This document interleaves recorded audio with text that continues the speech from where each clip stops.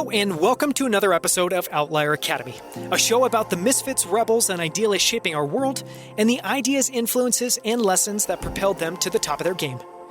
I'm Daniel Scrivner, and on the show today, we sit down with Ryan Boykin to explore his journey as a serial entrepreneur and investor in real estate. And Ryan's journey is incredible. We explore how he got started investing in Detroit in the depths of the 2009 financial crisis, how he raised more than $1 billion to invest in single-family residential homes across the U.S., and how he founded and scaling his latest company, REACTIV, in the commercial real estate space. In this episode, you'll learn how Ryan thinks about risk and reward, including how he takes advantage of opportunities that are disguised as gut-wrenching risk. The lessons he's learned as a serial entrepreneur, building Atlas, Archipelago, and now REACTIV. And his advice for entrepreneurs, including why he's building a venture-backed company now after building multiple bootstrap companies. And a ton more. This is one of my favorite interviews ever. To learn more about REACTIV, visit REACTIV, REACTIV.io. You can find our show notes with our favorite quotes, links, and clips from this episode at outlieracademy.com/43. For more from Outlier Academy, please follow us on Twitter at Outlier Academy and subscribe to our new channel on YouTube, which you can find at youtube.com/Outlier Academy. Every week, we share a few of our favorite 2 to 3 minute clips from the latest episode. Subscribe to get notified when new videos drop each week. And now, let's jump in with Ryan Boykin. Ryan Boykin, welcome to Outlier Academy. Thank you. It's great to be here. So I've been looking forward to this conversation for an incredibly long time. We've been talking about this for a while. We had a call to map out what we're going to discuss a while ago, and this has been on my mind for a long time. And the umbrella I was thinking about this conversation underneath is lessons in risk, reward, and entrepreneurship, and using that to explore your journey, as well as a bunch of the things you've learned throughout the course of your life and your career so far. And I typically ask a really different starting question, which is to share your background. But since today we're going to go through that in detail and extrapolate out a bunch of things to learn, I want to start with a very different question, which is when you're asked, what do you do? What is your answer? Oh man, what a great start. I almost don't even want to give an answer because I feel like it'll take so long to explain. We spend so much time in all of our companies talking about our elevator pitch and how you get somebody captivated in a 15-second comment and how you get them to ask a question.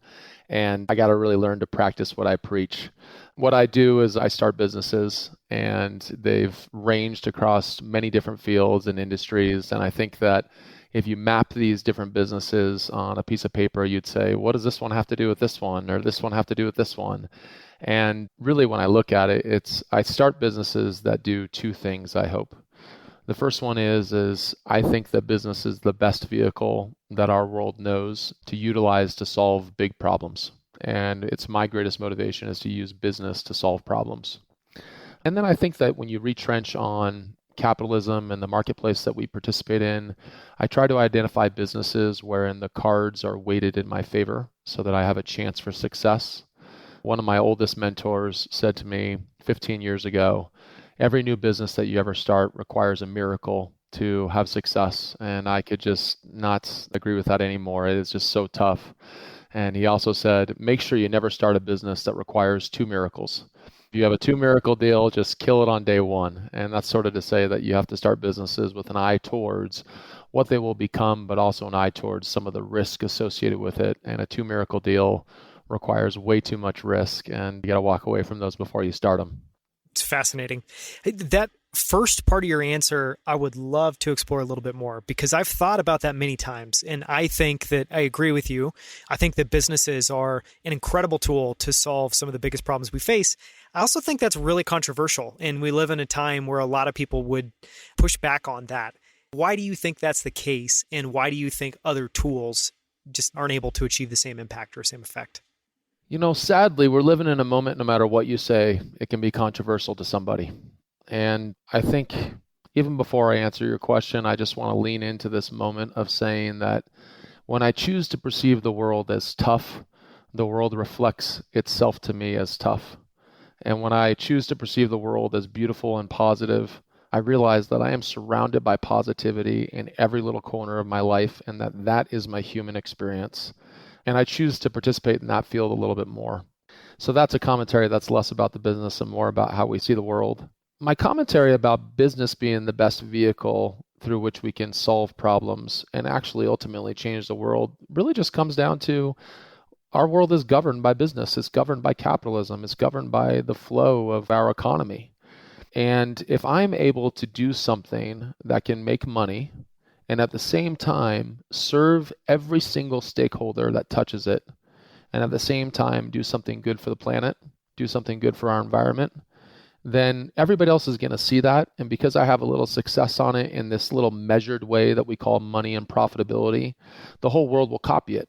And in copying it, we're actually raising the bar. We're making the world a better place. And so my notion behind it is that if we can do something good and people then see that and replicate it, then that's okay. And really, business is sustainable. The nonprofit world, the religious sector, governmental, it requires constant feed and constant fuel for the system to continue to turn. Profitability, while it can be really tough if not administered correctly, also ensures that something is sustainable and can survive. We all have to check the survival box before we can figure out what we really care about in life. And business enables us to survive so that we can really become good stewards and serve.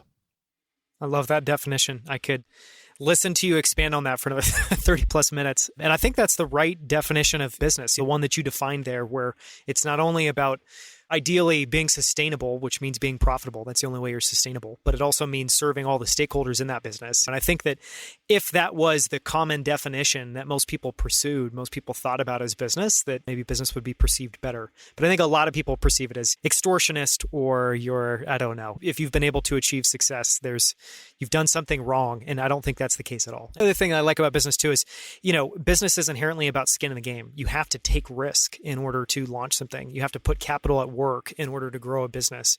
And there's something really reciprocal and aligned with nature about that. I'm curious how you think about and define an entrepreneur. So if that's maybe how you think about a business, what is an entrepreneur? Or maybe if you don't want to define it, how do you think about what it entails to be an entrepreneur? I don't know that I'd be the best person to define an entrepreneur, but there's a couple thoughts that come to mind when you share that with me. The first one is that in the American society today that I've experienced, I don't think that we're really trained all that much to be entrepreneurs anymore. We're told to go to school and get a good grade and go to college and get a job and go take on some debt and pay down the debt and buy a house. And all of those things are amazing because they're a defined pathway that is quite certain. If you do those things, you're going to check your survival box. You're going to be okay. My survival box, my definition of what it looked like to survive was just a little bit different because I want to experience this lifetime. And entrepreneurship was a pathway for me to be able to survive financially, to be able to survive with my relationships by investing deeply into my relationships inside of my business and outside of my business. And those things ensured at a much greater level my survival than the certainty of a paycheck. And I can't emphasize enough, there was about a decade there or so where I wasn't really surviving financially. But had I compared my journey to any of my other peers, I would have never traded it because I was thriving as a vibrant human. I was alive. I was experiencing, consuming this thing we called life. And being an entrepreneur put me at the front seat of that roller coaster ride. And that's something I couldn't have traded. And it's also something that financially, I was very willing to sacrifice financial gain in those moments because I was much more motivated by those other sort of pillars or those other elements of our life. But being an entrepreneur is all about taking risk. And I think it's also all about asking yourself what's broken or where there's a problem in this life and where you see need. You get to be that inventor, as it were. I'm not smart enough to be an inventor. I'm not smart enough to be the mad scientist. I'm just smart enough to see something that is formless and see if I can cobble together a couple of ideas to turn it into something real. And in that sense, I've always wanted to be a builder, but I don't build with physical products all that much. I realize that I build with humans on these things that we call businesses. And so entrepreneurship for me is about taking a risk, and it's also about having to consume life fully. It's an incredible definition.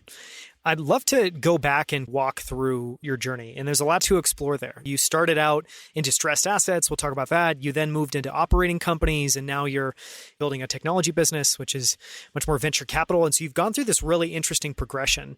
And I thought it would be worthwhile to explore each of those. And the first one is very different, at least my take. It's much more about investing and putting capital at work where you saw an opportunity, where there was also a lot of risk. And I don't want to give away the story, so maybe I'll just tee up. If you could take us back into time, can you describe what you were seeing, the opportunity that you saw, and how you ended up capitalizing on that? You bet. I think that probably where the story begins as it relates to this conversation is 2008 with the financial and subprime foreclosure collapse that we all experienced. I had come out of a different field, a different entrepreneurial vision and journey prior to that.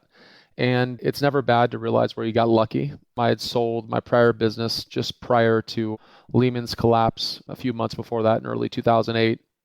And I surveyed the field thereafter, and it looked like basically everything in business was broken. And what the hell was I going to do with my life? And had a little bit of money, but not enough money to make anything really work.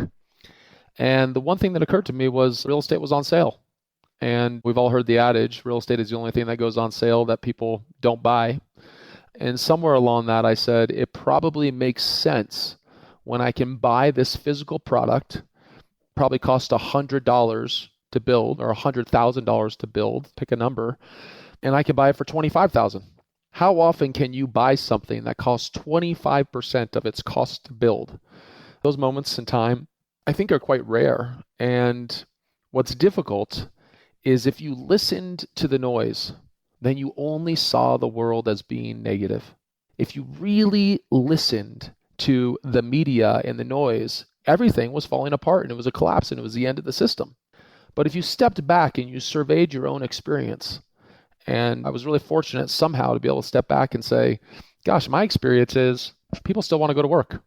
My experience is people still need to have a roof over their head, and that's the starting point of their journey towards personal fulfillment is their community, their home.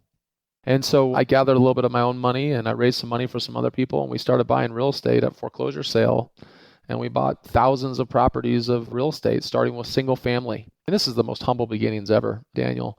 We were a fix and flip company. We did maybe 500 fix and flips in our first year of business, buying them for $1 over the asking price of foreclosure sale. And I made every mistake in the book, and contractors stole money from me and business partners that didn't work out. But along the way, the cards were weighted in my favor. I was able to get my education in real estate, and rarely in life do we get to get an education and get paid to get that education. Rarely in life do we get paid to get that education. Mostly we have to pay someone else. I go to Stanford, I'm going to pay them a few $100,000 for my education. In this situation, despite all of our mistakes, we still were able to make some money. And then we continued to buy real estate. And from 2009 until about 2013 or 14, we bought all sorts of single family, multifamily, office, industrial, retail, you name it, every kind of real estate you can imagine. We bought it at bargain basement prices, and we did a big value add, and I still own that real estate portfolio today. Everything that I do is very long-term oriented, so I still own all that real estate. And it continued until we had an opportunity to build a business outside of that, but still in the real estate sector. And that came to my sort of second moment in founding another different type of business. So the first iteration from 2008 to about 2013 was all about buying assets. Then in 2013 or 2014, it occurred to me that real estate prices were skyrocketing to the north. And I didn't quite read the tea leaves perfectly, because had I continued to buy aggressively in 2014 and 13 on through to today, I would have captured a lot more appreciation, and I would have captured a lot of upside on my real estate. But from my vantage point, I was saying, this real estate looks a lot more expensive than it did a few years ago.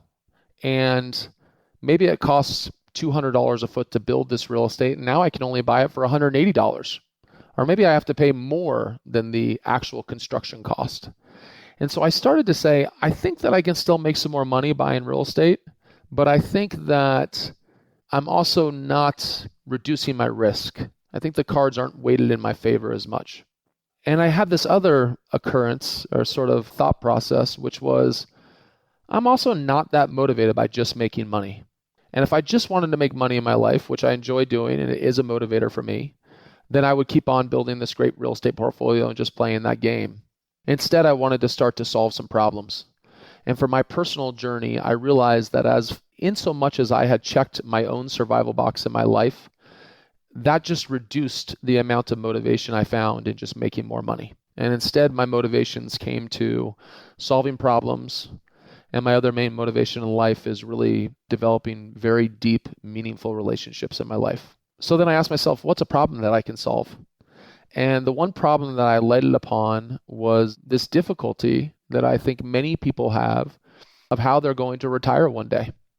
We're in a moment where we don't have pension funds, 401ks don't work particularly well. People are going to have many jobs over many different careers and positions. And if you ask the common Joe how they're doing in saving for retirement, heck, I think 50% of all baby boomers have less than $100,000 in the bank for savings for retirement. So at that moment, I said, geez, I think I have a solution for this. And my solution was buy a rental property. Keep it really simple. If I go and I talk to you, Daniel, and I have you buy one single piece of rental real estate and you hold that for 20 or 30 years, it'll be paid off. And probably when you become retirement age, it'll be worth 3 times more than what you buy it for now. And it'll pay you a nice passive income. And imagine if we can do 2 or 3 or 4 of those, you're going to retire. And so what we did is we said, let's take our learnings from owning real estate ourselves, and let's take our learnings from having property managed all of our own real estate across 5 different states and thousands of doors, and let's share it with people so that we can teach them how to do this. And that's when Atlas Real Estate was born. And today, Atlas Real Estate is a great company. We're a real operating company. We help people to buy investment properties. We help people to make them passive by doing the property management for them. And we also have an investment arm that's paired with some pension funds to help them get return on investment in the single family real estate sector. And we did that at a good moment because it was something that nobody was doing. And because nobody was doing it, we could outperform the competition. And we really aligned interests among the stakeholders, the owners that own the property and the tenants that are in the building as residents, etc. And we got that machine working, and Atlas is still working. It's a beautiful company, and it's got a life of its own. And about 1.5 years ago, I said, geez, I'm ready to go start something new and go be an entrepreneur again. And so today, my final business that I'll comment on is REACTIV. And REACTIV is a prop tech company. So we're a technology company that's all about solving the problem of the difficulty of leasing commercial real estate. So cut shortly, if you've ever leased commercial real estate before, it probably was a very complex, long, arduous process. And the rest of our society and all of our industries today is click the button and receive the good. And so how do we make commercial real estate simpler for the prime purpose of inviting the entrepreneur, of democratizing commercial real estate to enable small business and growing businesses to thrive more quickly and pull down a barrier through one of my own personal experiences of being an entrepreneur? How do we make that an easier journey? Because truthfully, it's a very, very difficult journey. And when we can eliminate one of those barriers, we sort of have an opportunity to ensure that America is still a great place by having great small businesses and young companies build within this beautiful petri dish. So this is a tech-enabled platform for commercial real estate leasing. That was an incredible description, in a couple of hops, all the way back from 2008 to, 10, 12, 13 plus years forward in the future. I want to go back and explore Atlas and REACTIV in a little bit more detail. But before we do that, I have to go all the way back to 2008 because I wanted to explore a few things. And one of those is this notion of risk reward and how you were able to be in a place where emotions didn't color your decision making and you were able to see the opportunity and seize on it. And there's a bunch of different things we can explore there. But I'm curious, when you were, considering that investment, were you ever scared about losing capital? Or in your mind, was that just not even a thing and you just saw the opportunity? Yeah, I was scared as hell. Somebody asked me recently kind of what I think I'm good at in business, and I'm frankly not the smartest guy in the room. I have a good head on my shoulders, but I'm not the smartest guy in the room. I basically chalk it up to 2 things. One is that I work really hard. People can outwork me for sure, but it's going to be tough. And that's important because when you make these mistakes and you buy the wrong deal and the world is collapsing around you, sometimes you sit back and you say, the only resource I have is hard work to dig myself out of this. So that was one thing that saved me in those moments. But the other thing that I do think I'm a little bit good at is I do have an ability to assess risk and reward. Generally, as humans, we fall on one side of that spectrum, quite far on one side of that spectrum or the other. You meet somebody and all they see is the risk in the deal. And that person generally will spend hours and hours and hours vetting the deal, and they'll see every angle. But frankly, they suffer from paralysis by analysis, and they never make the bet because they can only see the risk, even though they can also see all the reward. And then you have the other person that says, every deal is going to be a unicorn and $1 billion, and all they see is the reward. They don't ever see any of the risk. I think it's actually a little bit rare, and it's something that we're not trained and we're not taught, that somebody can actually see the risk and the reward and assess them. So I knew every time that we were buying a property that we might lose our money, but I also knew that the cards were weighted in my favor, and if I was able to get enough bats at plate, eventually I would hit some balls. And as it turned out, we hit almost every ball because the moment was so good. In retrospect, I probably could have been riskier. I probably could have doubled down. I probably could have done 2 or 3 or 4 times more than what I actually did. That would have been the wise thing to do. So sometimes I say I'm kicking myself for not having gone deeper in that moment. Now, the converse of it is there were so many moments that we thought that the world was actually collapsing. And in those moments, it's really hard to stare that in the eye and still move forward. I do think that both in this moment right now, when we're in a moment of exuberance, for many reasons, pandemic aside, as well as in the moment of complete despair of 2008, those are both potentially bubbles. And what happens in a bubble is they feed themselves. One is a bubble up and the other is a bubble down. But when they're feeding themselves, they're self-fulfilling prophecies. And so we have to realize, okay, take a step away from that this is the human propaganda is building this either up or down. And how do we see the forest through the trees a little bit? But we made a lot of mistakes along the way. And I got bailed out by a market that recovered. And had it not recovered, I might be sitting in a very different chair right now. Yeah. 2 things seem very related with you. The idea to see risk and reward and be able to toggle between those two and ultimately make a decision, which I think you're right, on either end of that spectrum, but especially if you're overweighted on risk, you just never make any calls, and you never make any calls that have any risk in them, which is doesn't make any sense. And then this other notion of just making sure that the cards are stacked in your favor. Because if you do, then, it's almost like that concept of margin of safety. I want to go back to something else you said, which is, you talked about, and this is something I think about a lot, because I feel like it's a very common experience of just being in a moment where the news around something is overwhelmingly negative, where the takeaway, if you were to read all the headlines and just turn off your brain and just conclude what everyone was telling you, is that everything is terrible. It's going to zero. It's never going to recover. This is completely done. And I guess my thoughts on that, it has kind of led me to, one, just really disconnect from news and try to be very selective about how I engage with it. But the other is this idea that when that's true, when stuff kind of reaches a fever pitch of negativity, that's often the best time to invest. And so I'm curious, what are your thoughts? What are your conclusions? What are your insights about how to handle overwhelmingly negative news or moments? And then what does that signal to you, or what does that lead you to do or lead you to think? You know what, Daniel? My first thought on this is that we don't spend enough time studying ourselves. And let me go deeper on that. In recent years, I've come to realize, as I've studied myself and as I've had real self-reflection, I found that surrounding myself with news and surrounding myself with negativity is literally the worst food I could ever put in my body for myself. I wouldn't eat candy all day, and that's what I'm doing. And so why do I subject myself to that? Well, I subject myself to it because there's this pressure to be up to speed every second. And we get that pressure at every turn. The second we wake up, the notifications, the talking to people around the water cooler, you name it. I don't read any national news. It's completely off. I'm not in any social media whatsoever. And you know what? Sometimes somebody says something and I had no idea what was happening. And I'm just kind of like, damn, I wish I would have known that. I kind of look like an idiot right now. I'm willing to take that 1 or 2 times every year when I miss something that I wish I would have known about in exchange for the other 363 days of the year that are filled with complete positivity, brimming to the top based on what I do choose to surround myself with. And we are a product of what we surround ourselves with. We are what we eat. And so for me, that's how I define fulfillment. That's how I define how I will thrive as a human. Now, others may not thrive under that dichotomy. I think what's important is that we truly search and understand and ask ourselves how I'm actually going to be the best human that I can be. And so that's my starting point on this, and that's why I don't surround myself with that so much.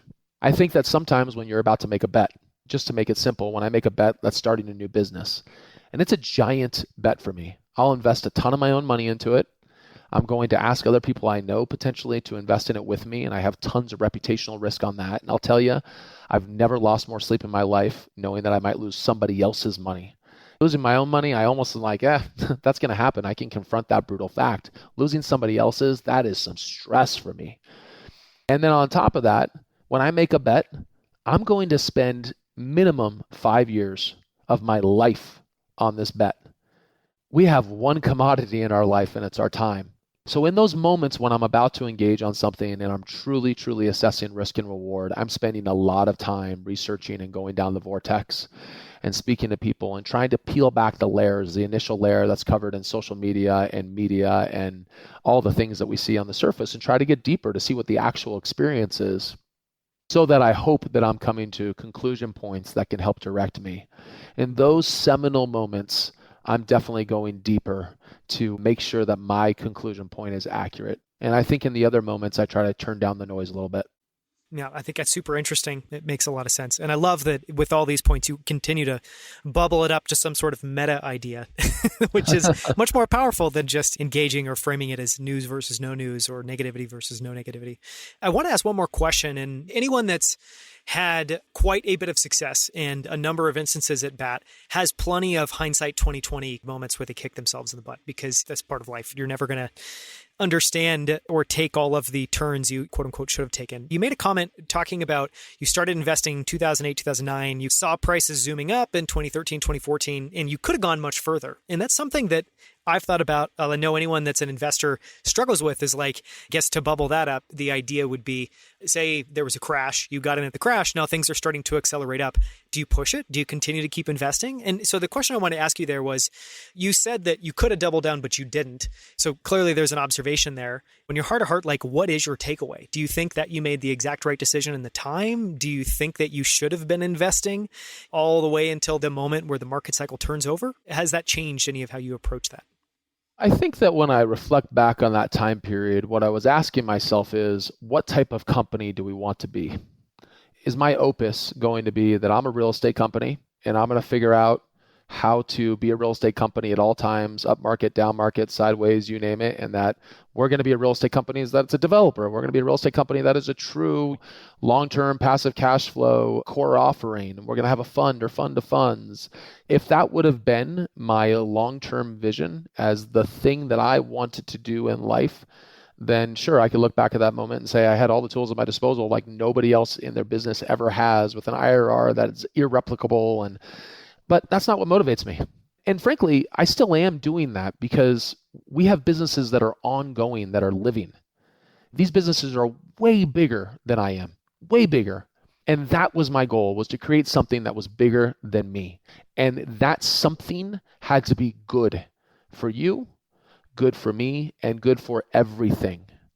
And if I could do that, that was my goal. And so I just didn't want to stop by just defining it as real estate. I talked about the value of time. I wanted to enable this possibility that my time could also be used to create another something beautiful. And that beautiful thing could also be bigger than me and could serve more people and could be something good for the planet. So I definitely don't have regret with the pathway that we took. Sometimes you have to look via different lenses. And if my goal was just to make money, then maybe that would have been the best pathway. My goal isn't just to make money. And who's to say that I didn't make more doing it this way? I have no idea, but that just isn't my measuring stick. I will also not be so Pollyannish to say that it's not a measuring stick. I'm in the capitalist world. I want to use that as a measuring stick, but I don't think it's the primary or even the secondary. There are many others that are much more important to me. And by the way, one last thing, Daniel, this has been the funnest journey on the damn planet.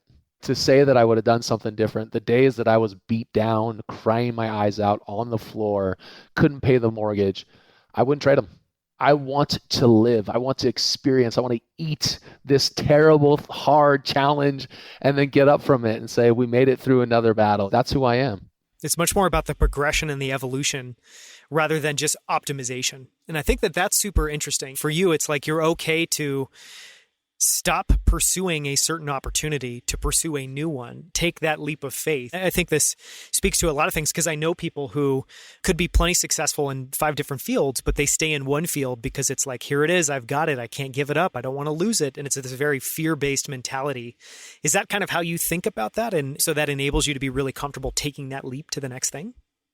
Yeah, I think that actually something for those people and something for myself that I've discovered is that in those moments where I've got something working and I'm like, oh, why would I ever leave this? This is working. I've got it all here. One of the things that I've come to realize, and I give amazing credit to the CEO of Atlas Real Estate, Tony Giulianell, hey, there's probably somebody better than me at doing this. This company could be 3x or 5x better in serving the humans that it touches if I get out of the way. That's the coolest thing ever. The company could be stronger if I have a different role, a smaller role. Who's the next person to be the leader of this? And how do we ensure that we develop those other future leaders through all the different caveats and corners of the business? And then how do we get even more mission driven to be able to help a resident to purchase a home one day so they can actually have a chance at financial security, to help my parents' generation to figure out how they're not going to be destitute when they're 70 and 80 years old because they don't have the money in the bank. So I think that viewed under a different lens, that conversation becomes quite easy. And I think that the battling point becomes our ego. And I've had to have that battle and I haven't resolved it. I don't know what human that I've met has resolved it. I'm grateful for the battle though, because as I reflect introspectively, I realize, hey, I have some other good that I can express and try, and I have a better opportunity to have success with it because I'm at survival and because I have more resources at my disposal. And there's actually more cards weighted in my favor at this stage than they were when I was younger. I want to ask one more question, then we'll move on. And for the distressed asset piece, I mean, you made a note and we've talked a little bit about just how successful that string of investments in distressed assets was, distressed real estate. But what I want to ask specifically is you ultimately were able to be incredibly successful, print a really, really high IRR. I think what I've noticed is when that happens, one, what that means is you are almost 100% certain to never hit that level of IRR again. And if you're an investor, that can feed in your mind. And two, and I think why that's difficult is one, it's because it's the world and the results and just life pointing at luck, pointing at timing and not pointing at you. And that's hard to take. But then the other is just this idea that you ultimately then have to get over that notion that your goal is just to make more and more successful investments at higher and higher returns, which isn't a reality. And so the question I want to ask you is, was it difficult for you to get over that? Do you wrestle over, oh, I'm not making the returns I made then? Just how do you not have this be this charged thing after that amount of success? Two thoughts on that. First one is it's always tricky to deal in absolutes and we'll never have that IRR again. I mean, who knows? If you were a Bitcoin investor over the last couple of years, you had way better IRR. And I don't understand that world. That world to me is speculation. I've gotten lucky with it a little bit because of some friend that understands it better. But we just don't know what the future will bring. And so maybe there will be those golden moments again. I do agree. I was completely lucky to be in a moment where I could make a bet. I was young. I didn't have too much to lose. I wasn't too jaded by prior experience. There was a lot of luck in that story. The second component to your question is one that I definitely struggled with. There was a lot of deals that I didn't buy because they weren't as good as the ones before. But if you put them on the table right now, people would run over each other trying to get them. I think actually there was an investor that I really enjoy, Howard Marks, and he said this best. And it actually was the seminal changing point to my ability to view the investment world a little bit differently. He said, and this was recently that he said it, we're in a low yield environment. And when you're in a low yield environment, you need to expect a low yield return. When you're in a high yield environment, you can expect a higher yield return. And if you ever see those two things not matching, then that's an early indicator that you're taking on too much risk or you're overweighting too much reward. And so in a low interest rate environment like we're in, we're going to have lower yield. And that's the investment environment that we're in. So become more comfortable with it because of that. It's another way of saying when we have more certainty in the system, then we're going to have a lower return. When there's higher uncertainty in the system, then we should expect higher return. And that's a good way of assessing risk and reward. That was pretty well put in that way and helped to put my mind at ease on that. Then the other thing is that I'm a very, very long-term oriented person. When I build a business, I think about it over a decade or longer. Atlas, I hope, lasts decades and decades. My real estate, I know I'll own for 20 or 30 years. REACTIV is a little bit more unique in terms of the approach that we're taking, and maybe it'll be a little bit shorter time frame, but I'm very long-term oriented.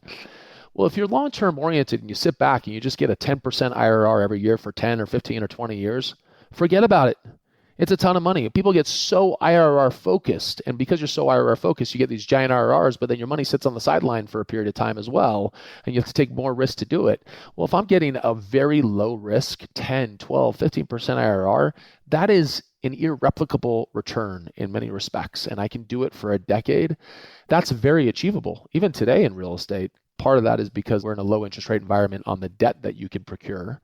And so it's important to realize that. But if I can get fixed long-term debt, cheap fixed long-term debt next to rents in an appreciating rent environment and an appreciating asset environment, that's going to work out really favorably for me over the long term. And that's essentially what we teach people at Atlas.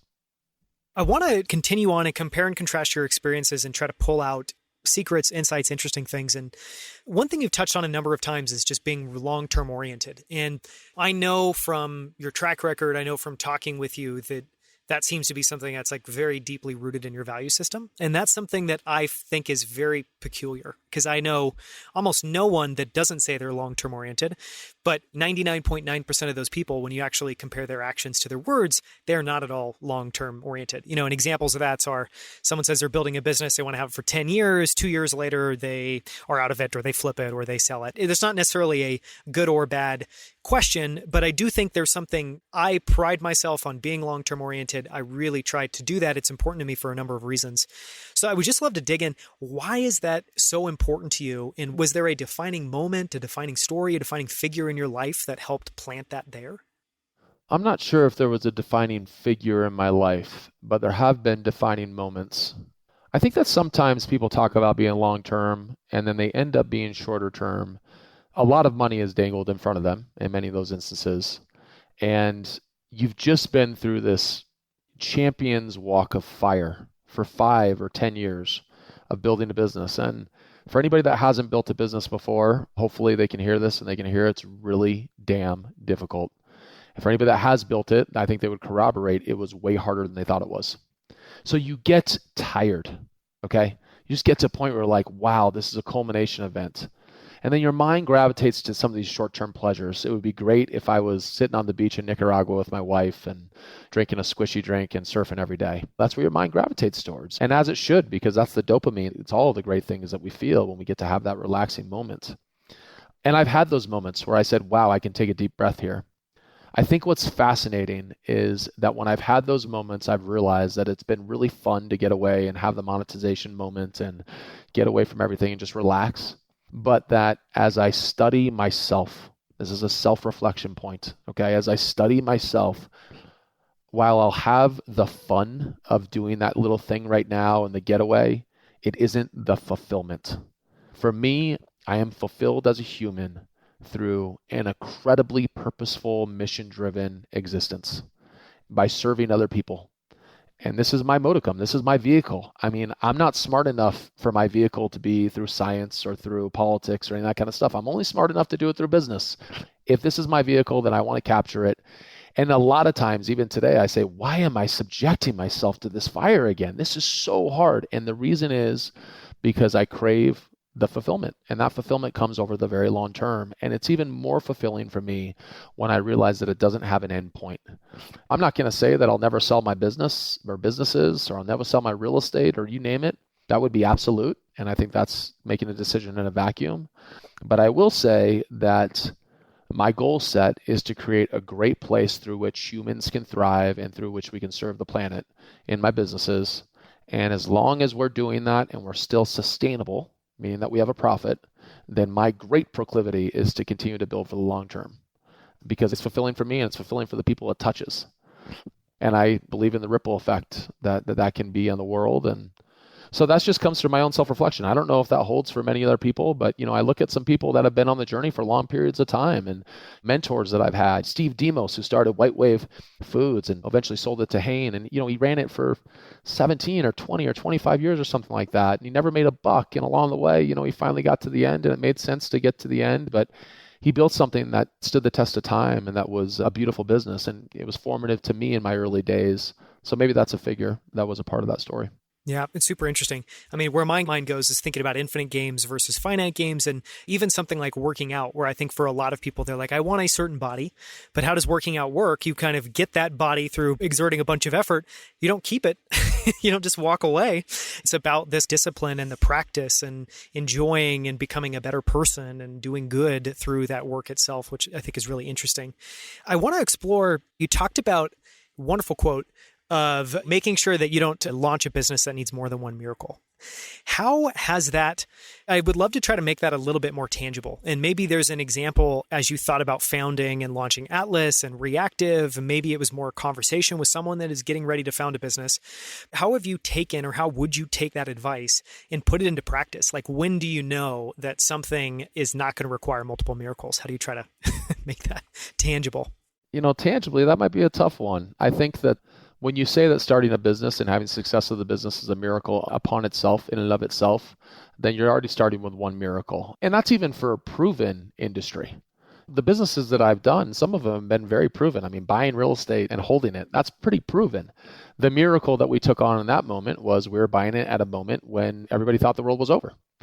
And with Atlas Real Estate, we kind of were telling people, hey, we're going to be a broker, but as a broker, we're going to show you how to buy an investment property.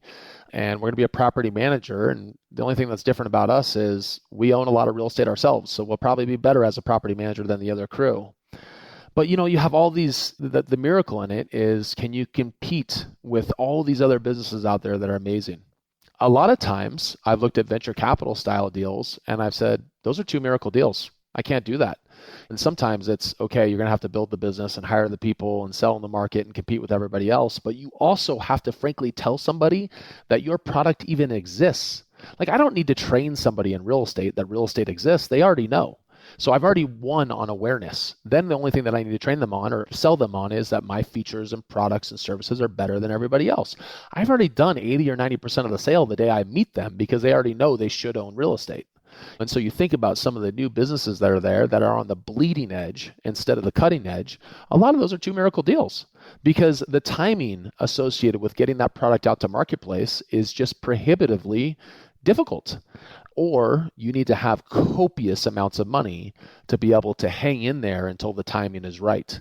Or you need to have copious amounts of money to be able to go broadly across a large segment of the populace to tell people that this can exist. There's a lot of two miracle deals out there that are some of the most valuable deals, valuable businesses our world has ever seen. And I admire the people that started them. And I think that they'll continue to happen. I just tend to stay away from two miracle deals. I think that they're too tough as one miracle deals. And I'm trying to weight the cards in my favor a little bit. I think that framing is really interesting. And I love, you touched on it really briefly of seeing venture capital deals as a two miracle deal. And my immediate thought was, no, there are 100 miracle deals. Because, the deals, like you look at an outcome to obviously the bar in that industry, which I'm very familiar with, is becoming a unicorn. And it is absolutely insane to be an investor in some of those deals because they just do not happen at all how you think they would happen. And they're very circuitous and there's a lot of lows and a lot of highs, and it can take a long time for them to materialize, but it's a fascinating insight because it's just really interesting. And that's also obviously helps drive the return profile and also helps drive the sense that it's a fat tail. If you're investing in 100 miracle deals, you better invest in a lot of them if you want to have even one or two of them come to fruition. It's fascinating on the venture side for the common investor. If we said, what's your best risk reward outlook? The common investor isn't able to do 100 deals in the venture world. And so I just keep on raising my hand to the average Joe and saying, buy a piece of real estate, get your 10, 15% a year for 20 years, and you're going to be just fine. And that's somewhere where I revert to of like, that's almost a no miracle deal. That's something very achievable for many people across the country. Now, there's other ways that we de-risk it, or there's other ways that we add more reward to it, primarily through who's operating that deal, aka the property management company and the company that helps you find it. And in addition to that, geography. And geography is a really big deal when it comes down to real estate, because if you invest in a place that is not economically growing, then your real estate deal will not economically grow. They're directly related, and it's amazing how few people actually study that versus in a place like Denver or Boulder where we are, or all the other markets that Atlas is in, we're sitting there saying the cards are weighted in our favor because there's a ton of demand coming to these markets and we have constrained supply. Therefore, we're going to get rent appreciation and we're going to get asset appreciation. Now, actually, Just a side commentary, but now I really want to check out Atlas because I don't have any rental property. It's something I've looked at. So now I need to check that out coming out of this. Because I've had the same thoughts, and it's just extremely challenging as an individual investor to try to do market research, know that you're going to be able to figure out a property, that you're going to be able to negotiate and manage it. It's a long road. I'm going to add one more thing to this, which is one of my greatest mentors and advisors in life is a shared friend, Sina Samantab. And about 10 or 12 years ago, he explained to me on a personal investment strategy, it was like a pyramid. And the base of that pyramid is the biggest swath. It's the foundation. And that base of that pyramid was real estate for him. And then above that was maybe stocks and equities. And it wasn't until you got to the top of the pyramid that he said, that's where my venture capital stuff goes. For the common investor, a lot of times that's the way it should look. Now, if you're a professional investor and you say that you're going to be a venture capitalist, totally different thing. But on a personal finance level, it's amazing how little emphasis we put on our real estate as the foundation point for our financial survival. And how few people, I think, as well, are overly opinionated and are only invested in one type of asset class, which is a whole different thing. But I think even just the concept of understanding that there is a pyramid and you shouldn't pick and choose or decide which one you like best. You should just indiscriminately own all assets across that pyramid is still really hard for a lot of people to grasp. It's kind of like the barbell method. So I want to go and talk about some advice that you would have for entrepreneurs coming out of this experience. And you talked about that coal walk and how brutal it is to go about building a business. I also know that it's just as brutal to try in business and fail. There is no matter whether the outcome is great or whether the outcome is terrible, it is an extremely trying experience. And I'm curious, one, what your advice is or what your advice would be for when you're talking with an entrepreneur and they're realizing that for the first time, or and they're in one of those really low point moments where things are really tough and their back is up against the wall. What would you like to have heard in those moments? What's the advice that you give? I think that when you're contemplating starting a business, the first step is to actually have a very honest conversation with yourself and your spouse or people close to you about your station in life and whether or not the timing is right personally. When I started businesses, my first one, I was 21 years old or something, or I don't know how, I was young. And somebody said to me, Ryan, in life, you're going to have three things. You got family, you got work, and you got friends. If you're going to be an entrepreneur, choose two. You're not going to be able to do all three. So, I chose work and I chose family. And so I confronted that. But that was a personal fact that I had to understand. When I started businesses, I was dead broke, but I didn't have any expenses.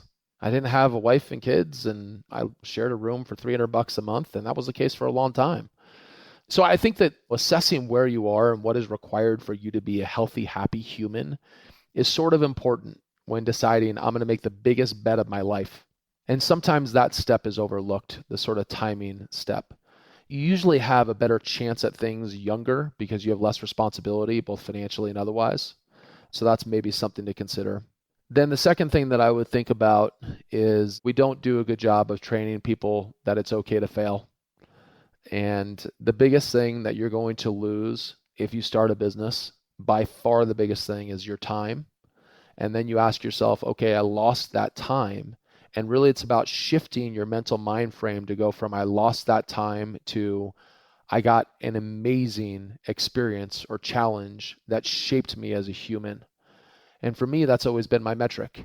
Will this build character? Will this be something that will make me a more dynamic whole human, whole humanity? It was easy for me to confront that and see the expense of my failure, because to me, it didn't feel like an expense. I was going to continue on my journey in the character building of being a person. But for many, the thought of failure and the actual failure is devastating. And it speaks back to, before you begin that journey, understanding where you are personally so that you can cope with those difficult moments. And the stress that I inflicted on my body during a 13-year period in the beginning of building this was totally unhealthy, I'm sure. Yet I was thriving through it. So for some crazy reason in my head, that was okay. And I think that the final thing that I'd say to that entrepreneur is take the damn risk. I mean, we are paid double, triple for the risk that we take in our life in most occasions.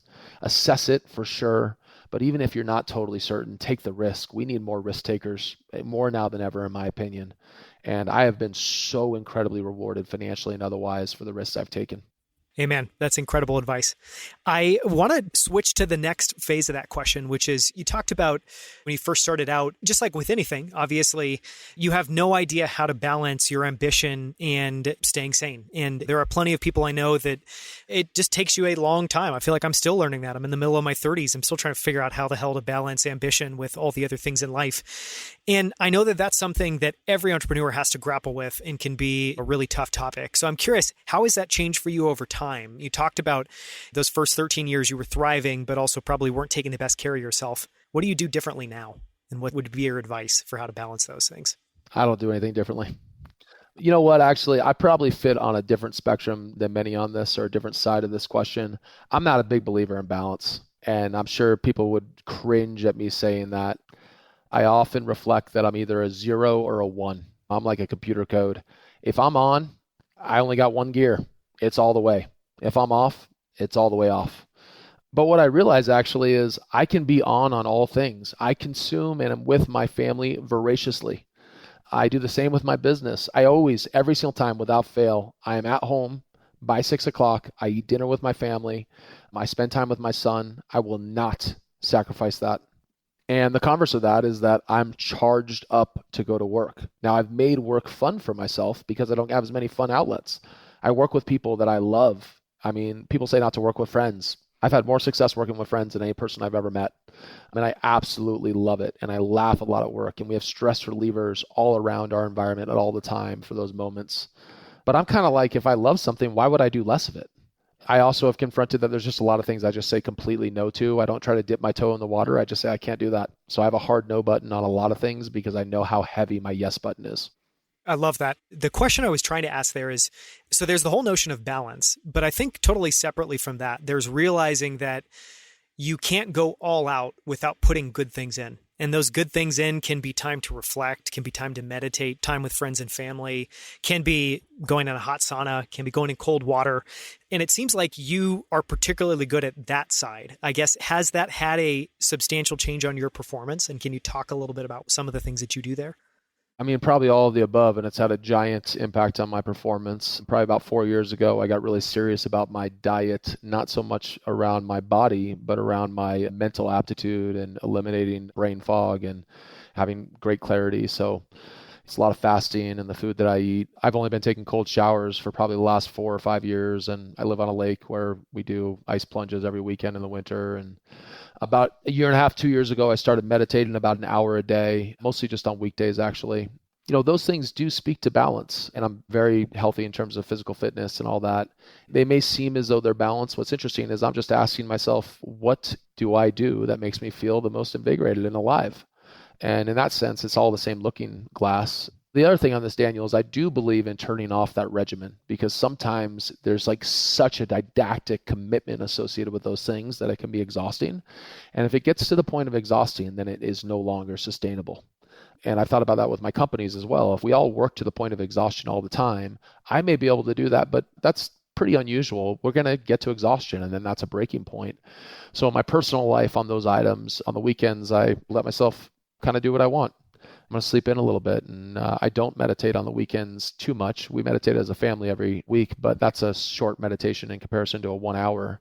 And I eat and I drink alcohol and I play and love to dance and party and all those things. And so that really enables some of that stress relief and some of the checking the fun box. And so that's been a nice cadence for me, a regimen during the week and peak performance. And then on the weekend, I get to goof off a little. Mm-hmm. Spend time with family, recover, recuperate. We're going to go a lot deeper into what we were just covering in the next kind of bonus side of this interview. So to wrap up this one, I mean, we've covered a ton of ground. And to be super frank, I feel like I've got another hour of questions, but we'll leave this one here. We can maybe come back and do another one.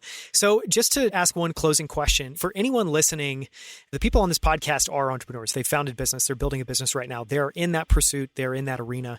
What final piece of advice, final piece of wisdom, final words would you leave everyone with? I'm going to give two little things. One we didn't touch on, and I think it's important to touch on it. REACTIV, which is my newer business, is a venture capital prop tech style business. And in that respect, weighting risk and reward, I think it's important just to comment on this.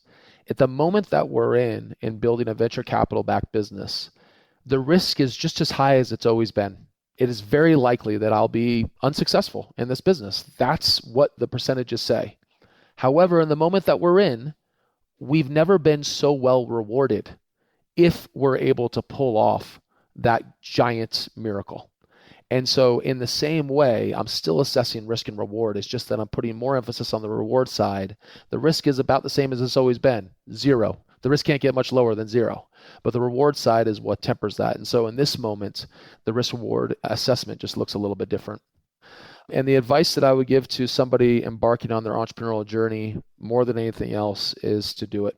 I've just been so rewarded in my life through this, even through the failures and the difficult moments.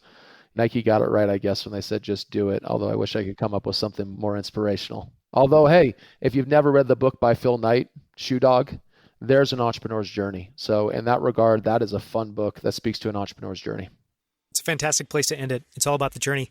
Thank you so much, Ryan. It's been a great conversation. Rock on, Daniel. I've really enjoyed it. I didn't get to ask you one question, so next time I get to pepper you with like 10. Deal. All right, buddy. For links to everything Ryan and I discussed, as well as our favorite quotes and clips from the episode, visit outlieracademy.com/43. Skip ahead to the next episode to go behind the scenes with Ryan and learn about his habits and routines, tools, favorite books, and so much more. To hear more incredible interviews with guests like Scott Belsky, Kevin Kelly, and the founders of Titan, Rally, and Primal Kitchen, go to outlieracademy.com to explore more episodes. There, you can also sign up for our free weekly newsletter, Outlier Debrief, where every week we share a few highlights from the latest episode, as well as some of our favorite articles, headlines, and moments from that week. Thank you so much for listening. I'll see you right here next week on Outlier Academy.